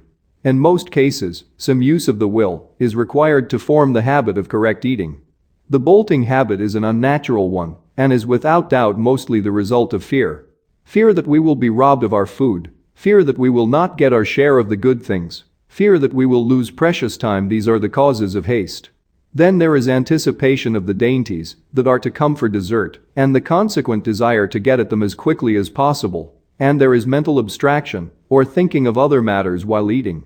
All these must be overcome. When you find that your mind is wandering, call a halt. Think for a moment of the food and of how good it tastes, of the perfect digestion and assimilation that are going to follow the meal, and begin again. Begin. Again and again, though you must do so 20 times in the course of a single meal, and again, though you must do so every meal for weeks and months. It is perfectly certain that you can form the Fletcher habit if you persevere, and when you have formed it, you will experience a healthful pleasure you have never known. This is a vital point, and I must not leave it until I have thoroughly impressed it upon your mind. Given the right materials, perfectly prepared, the principle of health will positively build you a perfectly healthy body, and you cannot prepare the materials perfectly in any other way than the one I am describing. If you are to have perfect health, you must eat in just this way, You can, and the doing of it is only a matter of a little perseverance. What use for you to talk of mental control, unless you will govern yourself in so simple a matter as ceasing to bolt your food? What use to talk of concentration, unless you can keep your mind on the act of eating for so short a space as 15 or 20 minutes, especially with all the pleasures of taste to help you go on and conquer? In a few weeks, or months, as the case may be, you will find the habit of scientific eating becoming fixed. And soon you will be in so splendid a condition, mentally and physically, that nothing would induce you to return to the bad old way. We have seen that, if man will think only thoughts of perfect health, his internal functions will be performed in a healthy manner, and we have seen that, in order to think thoughts of health, man must perform the voluntary functions in a healthy manner. The most important of the voluntary functions is that of eating, and we see, so far, no especial difficulty in eating in a perfectly healthy way. I will here summarize the instructions as to when to eat, what to eat, and how to eat, with the reasons therefor. Never eat until you have an earned hunger, no matter how long you go without food. This is based on the fact that whenever food is needed in the system, if there is power to digest it, the subconscious mind announces the need by the sensation of hunger. Learn to distinguish between genuine hunger and the gnawing and craving sensations caused by unnatural appetite. Hunger is never a disagreeable feeling, accompanied by weakness, faintness, or gnawing feelings at the stomach. It is a pleasant, anticipatory desire for food and is felt mostly in the mouth and throat. It does not come at certain hours or at stated intervals. It only comes when the subconscious mind is ready to receive, digest, and assimilate food. Eat whatever foods you want, making your selection from the staples in general use in the zone in which you live. The Supreme Intelligence has guided man to the selection of these foods, and they are the right ones for all. I am referring, of course, to the foods which are taken to satisfy hunger, not to those which have been contrived merely to gratify appetite or perverted taste. The instinct which has guided the masses of men to make use of the great staples of food to satisfy their hunger is a divine one. God has made no mistake. If you eat these foods you will not go wrong. Eat your food with cheerful confidence and get all the pleasure that is to be had from the taste of every mouthful. Chew each morsel to a liquid, keeping your attention fixed on the enjoyment of the process. This is the only way to eat in a perfectly complete and successful manner, and when anything is done in a completely successful manner, the general result cannot be a failure. In the attainment of health, the law is the same as in the attainment of riches. If you make each act a success in itself, the sum of all your acts must be a success. When you eat in the mental attitude I have described, and in the manner I have described, nothing can be added to the process. It is done in a perfect manner, and it is successfully done. And if eating is successfully done, digestion, assimilation, and the building of a healthy body are successfully begun. We next take up the question of the quantity of food required. Chapter 12. Hunger and Appetites. It is very easy to find the correct answer to the question, how much shall I eat? You are never to eat until you have an earned hunger, and you are to stop eating the instant you begin to feel that your hunger is abating. Never gorge yourself. Never eat to repletion. When you begin to feel that your hunger is satisfied, know that you have enough, for until you have enough, you will continue to feel the sensation of hunger. If you eat as directed in the last chapter, it is probable that you will begin to feel satisfied before you have taken half your usual amount, but stop there, all the same. No matter how delightfully attractive the dessert, or how tempting the pie or pudding, do not eat a mouthful of it if you find that your hunger has been in the least degree assuaged by the other foods you have taken. Whatever you eat after your hunger begins to abate is taken to gratify taste and appetite, not hunger, and is not called for by nature at all. It is therefore excess, mere debauchery, and it cannot fail to work mischief. This is a point you will need to touch with nice discrimination, for the habit of eating purely for sensual gratification is very deeply rooted with most of us. The usual dessert of sweet and tempting foods is prepared solely with a view to inducing people to eat after hunger has been satisfied, and all the effects are evil. It is not that pie and cake are unwholesome foods. They are usually perfectly wholesome if eaten to satisfy hunger and not to gratify appetite. If you want pie, cake, pastry or puddings, it is better to begin your meal with them, finishing with the plainer and less tasty foods. You will find, however, that if you eat as directed in the preceding chapters, the plainest food will soon come to taste like kingly fare to you, For your sense of taste, like all your other senses, will become so acute with the general improvement in your condition that you will find new delights in common things.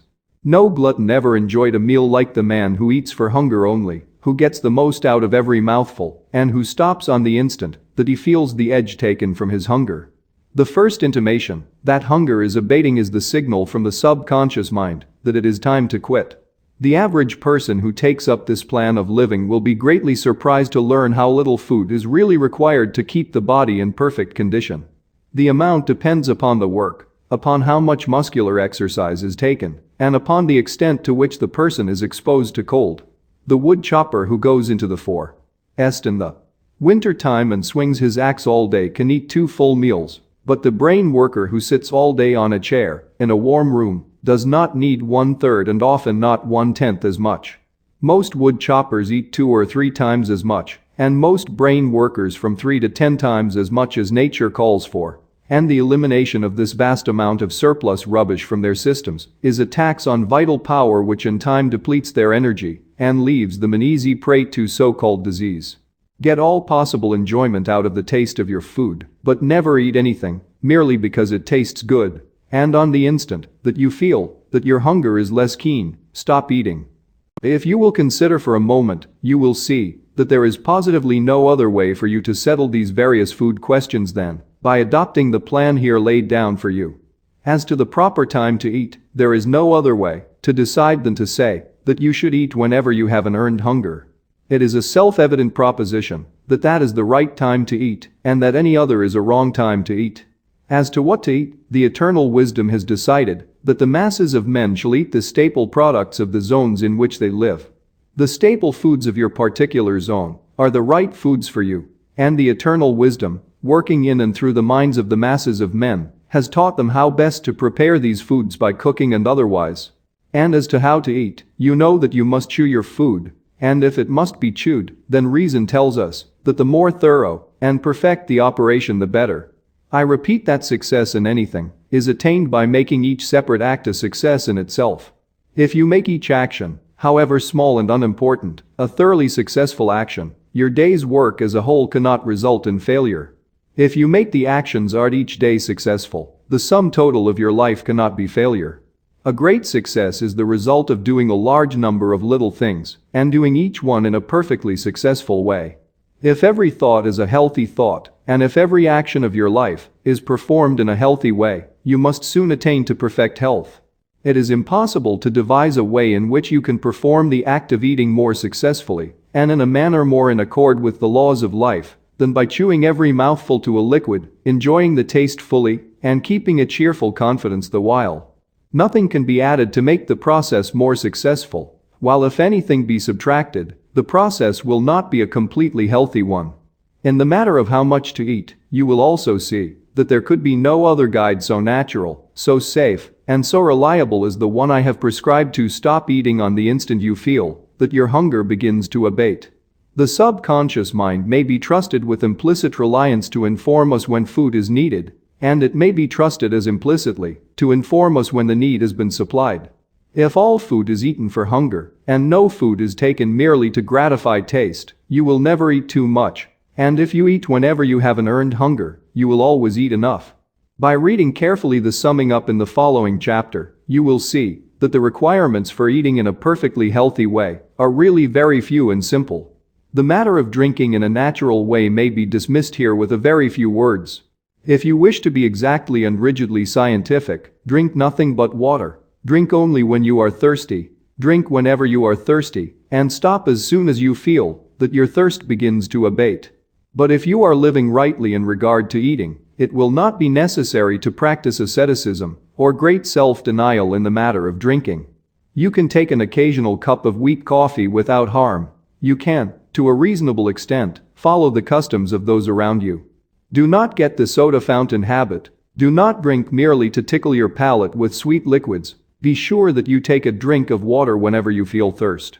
Never be too lazy, too indifferent, or too busy to get a drink of water when you feel the least thirst. If you obey this rule, you will have little inclination to take strange and unnatural drinks. Drink only to satisfy thirst. Drink whenever you feel thirst. and stop drinking as soon as you feel thirst abating. That is the perfectly healthy way to supply the body with the necessary fluid material for its internal processes. Chapter 13. In a nutshell. There is a cosmic life which permeates, penetrates, and fills the interspaces of the universe, being in and through all things. This life is not merely a vibration or form of energy, it is a living substance. All things are made from it, it is all, and in all. This substance thinks, and it assumes the form of that which it thinks about. The thought of a form, in this substance, creates the form. The thought of a motion institutes the motion. The visible universe, with all its forms and motions, exists because it is in the thought of original substance. Man is a form of original substance, and can think original thoughts, and within himself, man's thoughts have controlling or formative power. The thought of a condition produces that condition. The thought of a motion institutes that motion. So long as man thinks of the conditions and motions of disease, so long will the conditions and motions of disease exist within him. If man will think only of perfect health, the principle of health within him will maintain normal conditions. To be well, man must form a conception of perfect health and hold thoughts harmonious with that conception as regards himself and all things. He must think only of healthy conditions and functioning. He must not permit a thought of unhealthy or abnormal conditions or functioning to find lodgment in his mind at any time. In order to think only of healthy conditions and functioning, man must perform the voluntary acts of life in a perfectly healthy way. He cannot think perfect health so long as he knows that he is living in a wrong or unhealthy way, or even so long as he has doubts as to whether or not he is living in a healthy way. Man cannot think thoughts of perfect health while his voluntary functions are performed in the manner of one who is sick. The voluntary functions of life are eating, drinking, breathing, and sleeping. When man thinks only of healthy conditions and functioning, and performs these externals in a perfectly healthy manner, he must have perfect health. In eating, man must learn to be guided by his hunger. He must distinguish between hunger and appetite, and between hunger and the cravings of habit. He must never eat unless he feels an earned hunger. He must learn that genuine hunger is never present after natural sleep, and that the demand for an early morning meal is purely a matter of habit and appetite, and he must not begin his day by eating in violation of natural law. He must wait until he has an earned hunger, which, in most cases, will make his first meal come at about the noon hour. No matter what his condition, vocation, or circumstances, he must make it his rule not to eat until he has an earned hunger, and he may remember that it is far better to fast for several hours after he has become hungry than to eat before he begins to feel hunger. It will not hurt you to go hungry for a few hours, even though you are working hard, but it will hurt you to fill your stomach when you are not hungry, whether you are working or not. If you never eat until you have an earned hunger, you may be certain that in so far as the time of eating is concerned, you are proceeding in a perfectly healthy way. This is a self-evident proposition. As to what he shall eat, man must be guided by that intelligence which has arranged that the people of any given portion of the earth's surface must live on the staple products of the zone which they inhabit. Have faith in God and ignore food science of every kind. Do not pay the slightest attention to the controversies as to the relative merits of cooked and raw foods, of vegetables and meats, or as to your need for carbohydrates and proteins.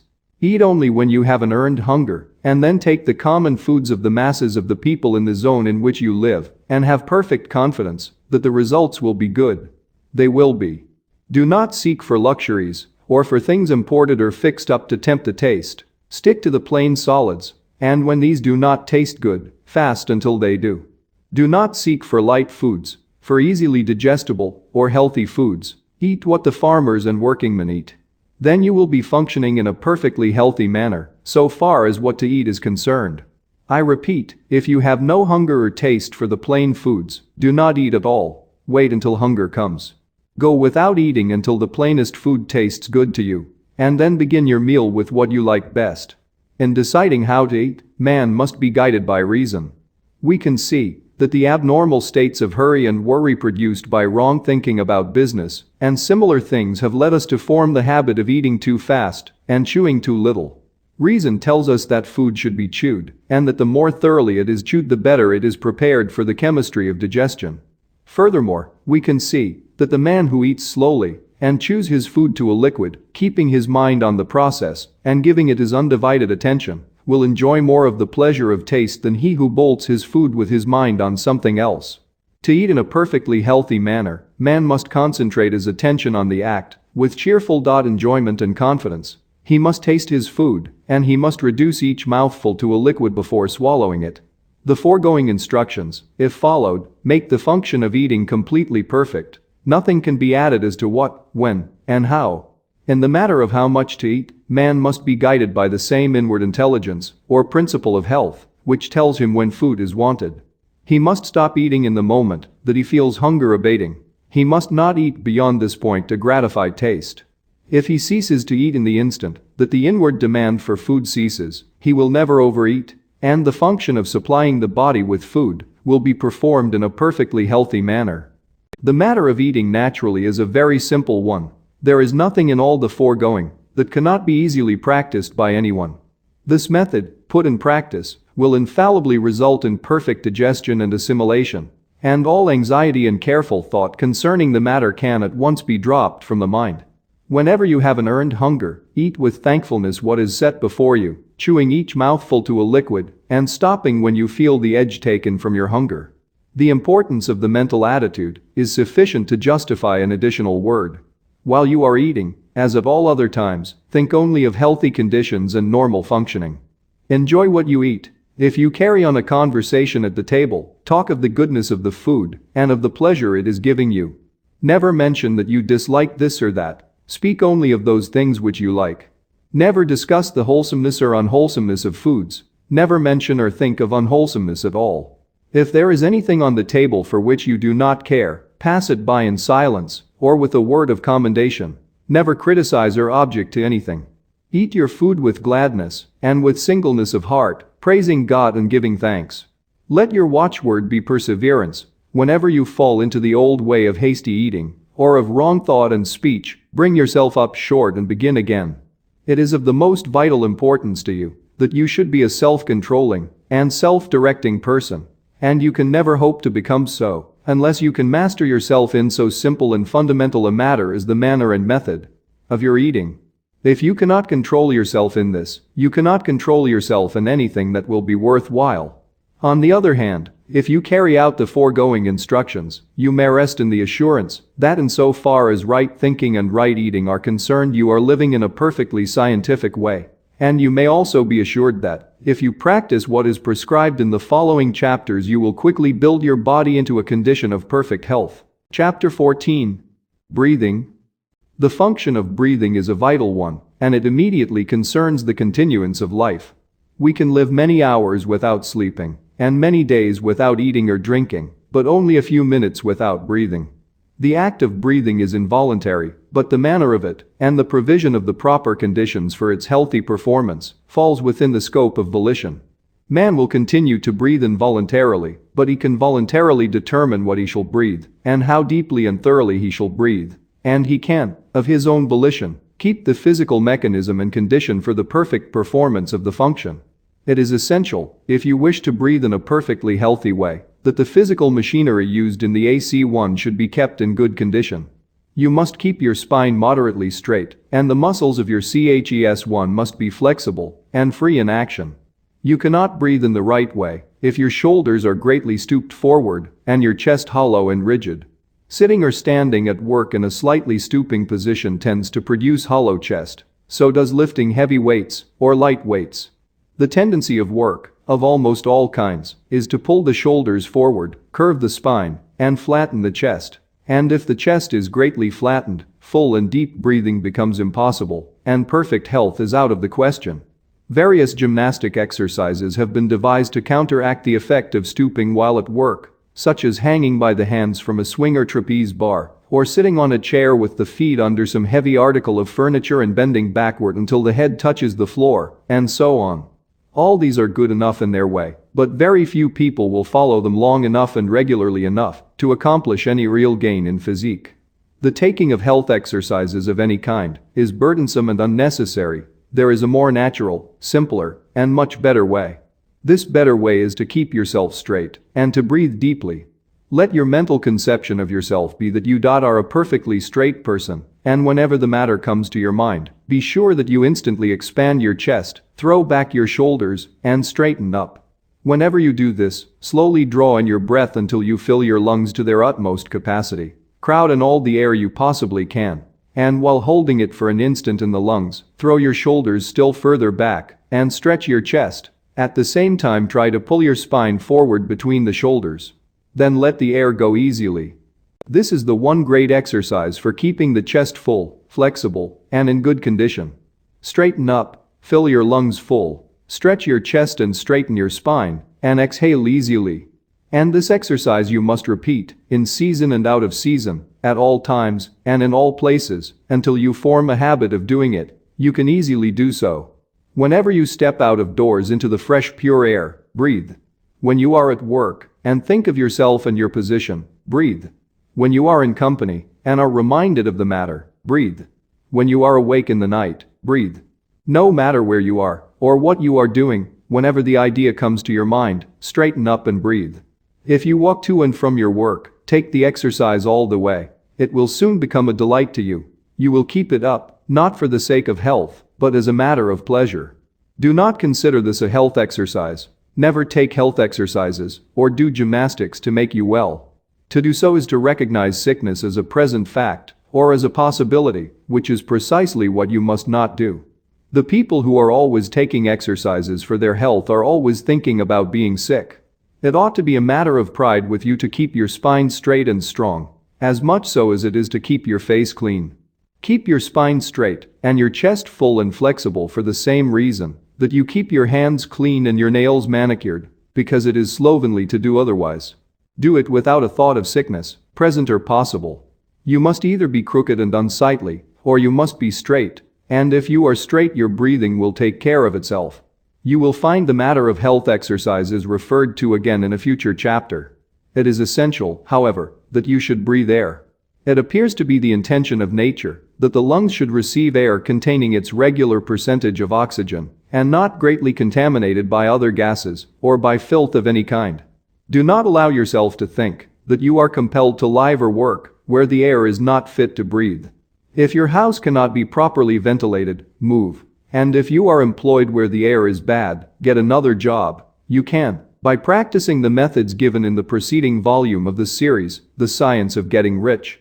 If no one would consent to work in bad air, employers would speedily see to it that all workrooms were properly ventilated. The worst air is that from which the oxygen has been exhausted by breathing, as that of churches and theaters, where crowds of people congregate, and the outlet and supply of air are poor. Next to this is air containing other gases than oxygen and hydrogen, sour gas, and the effluvium from decaying things. Air that is heavily charged with dust or particles of organic matter may be endured better than any of these. Small particles of organic matter other than food are generally thrown off from the lungs, but gases go into the blood. I speak advisedly when I say other than food. Air is largely a food. It is the most thoroughly alive thing we take into the body. Every breath carries in millions of microbes, many of which are assimilated. The odors from earth, grass, tree, flower, plant, and from cooking foods are foods in themselves. They are minute particles of the substances from which they come, and are often so attenuated that they pass directly from the lungs into the blood and are assimilated without digestion. And the atmosphere is permeated with the one original substance, which is life itself.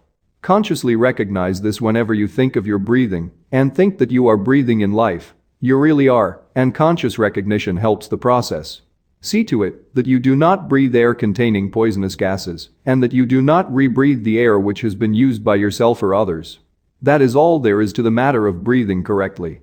Keep your spine straight and your chest flexible, and breathe pure air, recognizing with thankfulness the fact that you breathe in the eternal life. That is not difficult, and beyond these things, give little thought to your breathing except to thank God that you have learned how to do it perfectly. Chapter 15. Sleep. Vital power is renewed in sleep. Every living thing sleeps. Men, animals, reptiles, fish, and insects sleep, and even plants have regular periods of slumber. And this is because it is in sleep that we come into such contact with the principle of life in nature that our own lives may be renewed. It is in sleep that the brain of man is recharged with vital energy, and the principle of health within him is given new strength. It is of the first importance, then, that we should sleep in a natural, normal, and perfectly healthy manner.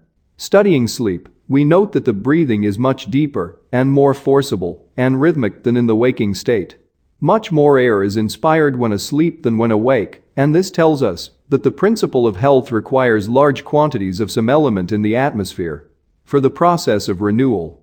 If you would surround sleep with natural conditions, then the first step is to see that you have an unlimited supply of fresh and pure air to breathe.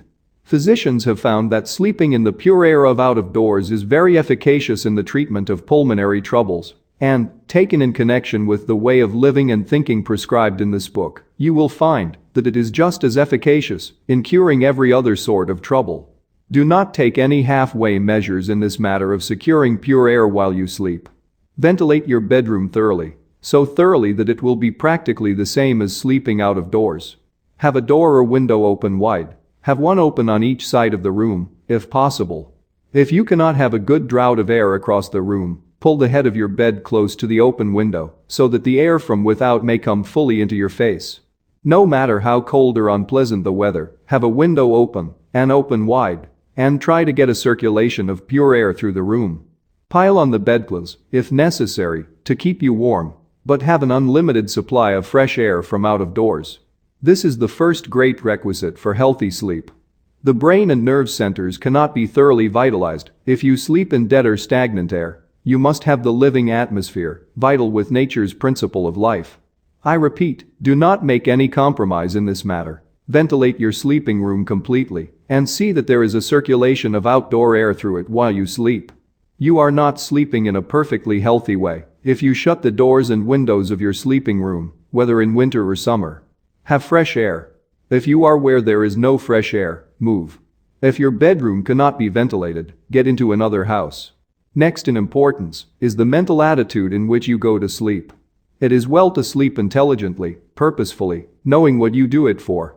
Lie down thinking that sleep is an infallible vitalizer, and go to sleep with a confident faith that your strength is to be renewed, that you will awake full of vitality and health. Put purpose into your sleep as you do into your eating. Give the matter your attention for a few minutes as you go to rest. Do not seek your couch with a discouraged or depressed feeling. Go there joyously, to be made whole. Do not forget the exercise of gratitude in going to sleep. Before you close your eyes, give thanks to God for having shown you the way to perfect health, and go to sleep with this grateful thought uppermost in your mind. A bedtime prayer of thanksgiving is a mighty good thing. It puts of health within you into communication with its source, from which it is to receive new power, while you are in the silence of unconsciousness. You may see that the requirements for perfectly healthy sleep are not difficult. First, to see that you breathe pure air from out of doors while you sleep, and, second, to put the within into touch with the living substance by a few minutes of grateful meditation as you go to bed. Observe these requirements, go to sleep in a thankful and confident frame of mind, and all will be well. If you have insomnia, do not let it worry you. While you lie awake, form your conception of health. Meditate with thankfulness on the abundant life which is yours, breathe, and feel perfectly confident that you will sleep in due time, and you will. Insomnia, like every other ailment, must give way before the principle of health aroused to full constructive activity by the course of thought and action herein described. The reader will now comprehend that it is not at all burdensome or disagreeable to perform the voluntary functions of life in a perfectly healthy way. The perfectly healthy way is the easiest, simplest, most natural, and most pleasant way. The cultivation of health is not a work of art, difficulty, or strenuous labor. You have only to lay aside artificial observances of every kind, and eat, drink, breathe, and sleep in the most natural and delightful way. And if you do this, thinking health and only health, you will certainly be well. Chapter 16. Supplementary Instructions. In forming a conception of health, it is necessary to think of the manner in which you would live and work if you were perfectly well and very strong. To imagine yourself doing things in the way of a perfectly well and very strong person until you have a fairly good conception of what you would be if you were well. Then take a mental and physical attitude in harmony with this conception, and do not depart from this attitude. You must unify yourself in thought with the thing you desire, and whatever state or condition you unify with yourself in thought will soon become unified with you in body. The scientific way is to sever relations with everything you do not want and to enter into relations with everything you do want. Form a conception of perfect health and relate yourself to this conception in word, act, and attitude. Guard your speech. Make every word harmonize with the conception of perfect health. Never complain. Never say things like these: "I did not sleep well last night, I have a pain in my side. I do not feel at all well today," and so on. Say, "I am looking forward to a good night's sleep tonight. I can see that I progress rapidly," and things of similar meaning. Insofar as everything which is connected with disease is concerned, your way is to forget it. And insofar as everything which is connected with health is concerned, your way is to unify yourself with it in thought and speech. This is the whole thing in a nutshell. Make yourself one with health in thought, word, and action. And do not connect yourself with sickness either by thought, word, or action. Do not read doctor books or medical literature, or the literature of those whose theories conflict with those herein set forth. To do so will certainly undermine your faith in the way of living upon which you have entered, and cause you to again come into mental relations with disease. This book really gives you all that is required. Nothing essential has been omitted, and practically all the superfluous has been eliminated. The science of being well is an exact science, like arithmetic. Nothing can be added to the fundamental principles, and if anything be taken from them, a failure will result. If you follow strictly the way of living prescribed in this book, you will be well, and you certainly can follow this way, both in thought and action. Relate not only yourself, but so far as possible all others, in your thoughts, to perfect health. Do not sympathize with people when they complain, or even when they are sick and suffering. Turn their thoughts into a constructive channel if you can. Do all you can for their relief, but do it with the health thought in your mind. Do not let people tell their woes and catalogue their symptoms to you. Turn the conversation to some other subject, or excuse yourself and go. Better be considered an unfeeling person than to have the disease thought forced upon you. When you are in company of people whose conversational stock and trade is sickness and kindred matters, ignore what they say and fall to offering a mental prayer of gratitude for your perfect health. And if that does not enable you to shut out their thoughts, say goodbye and leave them. No matter what they think or say, politeness does not require you to permit yourself to be poisoned by diseased or perverted thought. When we have a few more hundreds of thousands of enlightened thinkers who will not stay where people complain and talk sickness, the world will advance rapidly toward health. When you let people talk to you of sickness, you assist them to increase and multiply sickness. What shall I do when I am in pain? Can one be in actual physical suffering and still think only thoughts of health? Yes. Do not resist pain. Recognize that it is a good thing. Pain is caused by an effort of the principle of health to overcome some unnatural condition. This you must know and feel. When you have a pain, think that a process of healing is going on in the affected part and mentally assist and cooperate with it. Put yourself in full mental harmony with the power which is causing the pain. Assist it. Help it along. Do not hesitate, when necessary, to use hot fomentations and similar means to further the good work which is going on. If the pain is severe, lie down and give your mind to the work of quietly and easily cooperating with the force which is at work for your good. This is the time to exercise gratitude and faith. Be thankful for the power of health which is causing the pain, and be certain that the pain will cease as soon as the good work is done. Fix your thoughts, with confidence, on the principle of health which is making such conditions within you that pain will soon be unnecessary. You will be surprised to find how easily you can conquer pain. And after you have lived for a time in this scientific way, pains and aches will be things unknown to you. What shall I do when I am too weak for my work? Shall I drive myself beyond my strength, trusting in God to support me?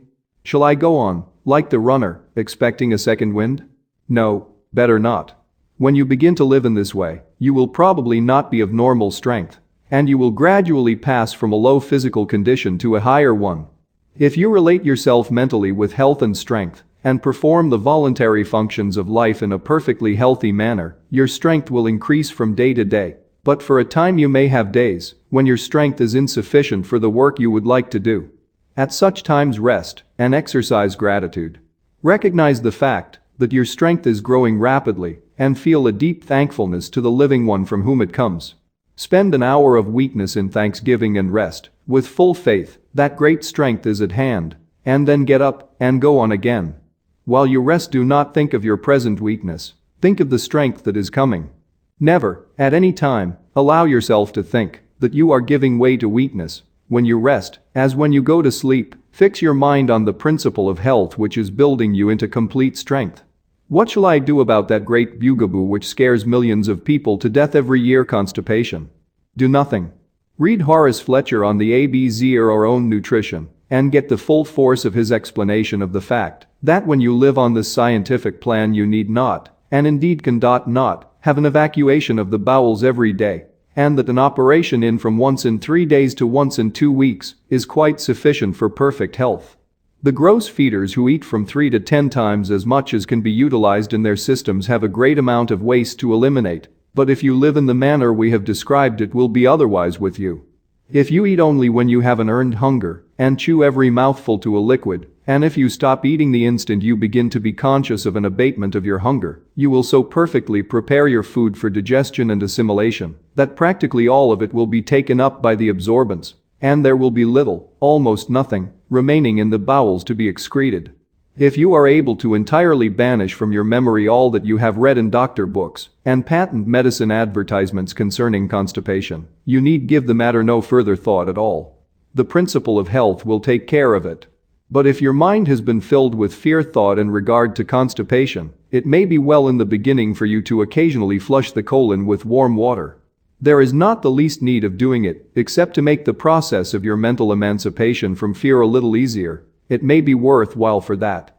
And as soon as you see that you are making good progress and that you have cut down your quantity of food and are really eating in the scientific way, dismiss constipation from your mind forever. You have nothing more to do with it. Put your trust in that principle within you which has the power to give you perfect health. Relate it by your reverent gratitude to the principle of life which is all power, and go on your way rejoicing. What about exercise? Everyone is the better for a little all-round use of the muscles every day, and the best way to get this is to do it by engaging in some form of play or amusement. Get your exercise in the natural way, as recreation, not as a forced stunt for health's sake alone. Ride a horse or a bicycle, play tennis or tenpins, or toss a ball. Have some avocation like gardening in which you can spend an hour every day with pleasure and profit. There are 1,000 ways in which you can get exercise enough to keep your body supple and your circulation good, and yet not fall into the rut of exercising for your health. Exercise for fun or profit. Exercise because you are too healthy to sit still, and not because you wish to become healthy or to remain so. Are long continued fasts necessary? Seldom, if ever. The principle of health does not often require 20, 30, or 40 days to get ready for action. Under normal conditions, hunger will come in much less time. In most long fasts, the reason hunger does not come sooner is because it has been inhibited by the patient himself. He begins the fast with the fear, if not actually with the hope, that it will be many days before hunger comes. The literature he has read on the subject has prepared him to expect a long fast, and he is grimly determined to go to a finish, let the time be as long as it will. And the subconscious mind, under the influence of powerful and positive suggestion, suspends hunger. When, for any reason, nature takes away your hunger, go cheerfully on with your usual work, and do not eat until she gives it back. No matter if it is 2, 3, 10 days, or longer, you may be perfectly sure that when it is time for you to eat you will be hungry, and if you are cheerfully confident and keep your faith in health, you will suffer from no weakness or discomfort caused by abstinence. When you are not hungry, you will feel stronger, happier, and more comfortable if you do not eat than you will if you do eat, no matter how long the fast. And if you live in the scientific way described in this book, you will never have to take long fasts. You will seldom miss a meal, and you will enjoy your meals more than ever before in your life. Get an earned hunger before you eat, and whenever you get an earned hunger, eat. Chapter 17. A summary of the science of being well. Health is perfectly natural functioning, normal living. There is a principle of life in the universe. It is the living substance from which all things are made. This living substance permeates, penetrates, and fills the interspaces of the universe. In its invisible state it is in and through all forms, and yet all forms are made of it. To illustrate, suppose that a very fine and highly diffusible aqueous vapor should permeate and penetrate a block of ice. The ice is formed from living water and is living water in form. while the vapor is also living water, unformed, permeating a form made from itself. This illustration will explain how living substance permeates all forms made from it, all life comes from it, it is all the life there is. This universal substance is a thinking substance and takes the form of its thought. The thought of a form, held by it, creates the form, and the thought of a motion causes the motion. It cannot help thinking, and so is forever creating, and it must move on toward fuller and more complete expression of itself. This means toward more complete life and more perfect functioning, and that means toward perfect health. The power of the living substance must always be exerted toward perfect health. It is a force in all things making for perfect functioning. All things are permeated by a power which makes for health. Man can relate himself to this power and ally himself with it. He can also separate himself from it in his thoughts. Man is a form of this living substance and has within him a principle of health. This principle of health, when in full constructive activity, causes all the involuntary functions of man's body to be perfectly performed. Man is a thinking substance, permeating a visible body, and the processes of his body are controlled by his thought. When man thinks only thoughts of perfect health, the internal processes of his body will be those of perfect health. Man's first step toward perfect health must be to form a conception of himself as perfectly healthy and as doing all things in the way and manner of a perfectly healthy person. Having formed this conception, he must relate himself to it in all his thoughts and sever all thought relations with disease and weakness. If he does this and thinks his thoughts of health with positive faith, man will cause the principle of health within him to become constructively active and to heal all his diseases. He can receive additional power from the universal principle of life by faith, and he can acquire faith by looking to this principle of life with reverent gratitude for the health it gives him.